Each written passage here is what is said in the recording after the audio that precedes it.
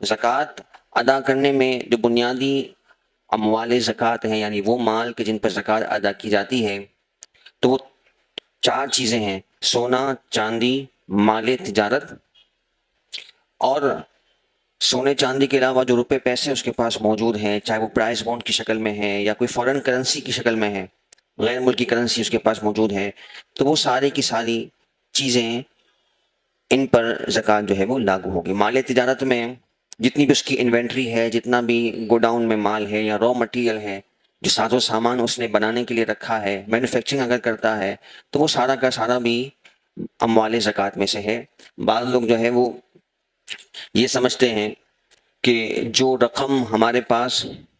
موجود ہے یا بینک میں اس پہ زکوٰۃ تو وہ دے دیتے ہیں، لیکن دکان میں جتنا مال لگا ہوا ہے، شیلف میں لگا ہوا ہے، اس کو وہ اگنور کر دیتے ہیں یا اندازے سے تھوڑی بہت رقم نکال دیتے ہیں۔ تو پراپر سارے مال کی کیلکولیشن کرنی ہوگی، جو کرنٹ ویلیو ہے اس حساب سے ان کی زکوٰۃ ادا کی جائے گی۔ سونا اور چاندی جس شکل میں بھی ہو،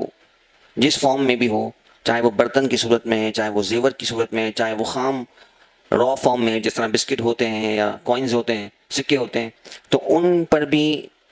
زکوٰۃ ہوگی۔ سونا چاندی جس صورت میں بھی ہے، ہمیں ان پر زکوٰۃ جو ہے وہ ادا کرنی ہے۔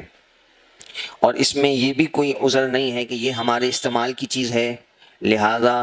ہم اس پر زکوٰۃ نہ نکالیں، کیونکہ جو استعمال کی چیز ہوتی ہے اس پر زکوٰۃ نہیں ہوتی۔ سونے چاندی میں یہ رول نہیں ہے، سونا چاندی چاہے استعمال میں ہو نہ ہو،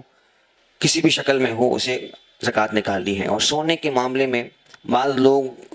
یہ غلط فہمی کا شکار رہتے ہیں کہ سونے پر زکوٰۃ اس وقت دیں گے کہ جب 7.5 تولہ تک سونا پہنچ جائے، تو ایسا نہیں ہے۔ 7.5 تولہ سونے کا مسئلہ یہ ہے کہ جب کسی مرد یا عورت کے پاس سونے اور چاندی کے علاوہ سونے کے علاوہ کچھ بھی نہ ہو،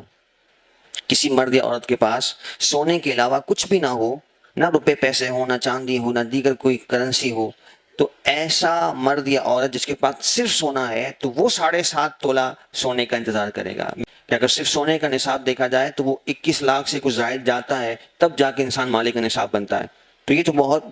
شاذ و نادر ہی ہوگا کوئی شخص یا عورت کہ جس کے پاس صرف سونا ہی ہو، تو ہم اس کی باقی چیزوں کو اگنور کر دیں گے۔ ورنہ نارملی آسان اور بالکل بہتر اور مناسب طریقہ یہی ہے کہ ہم چاندی کے نصاب سے حساب و کتاب لگاتے ہیں، جیسا کہ میں نے عرض کیا کہ 52.5 تولہ چاندی کو ہم کرائٹیریا بناتے ہیں، جس کی مالیت آج کے حساب سے 1,70,000 روپے ہے۔ تو جس کے پاس سونے کی کوئی چھوٹی موٹی چیز بھی ہے تو وہ اسے کنورٹ کر کے اس کا حساب نکالے گا۔ مثال کے طور پر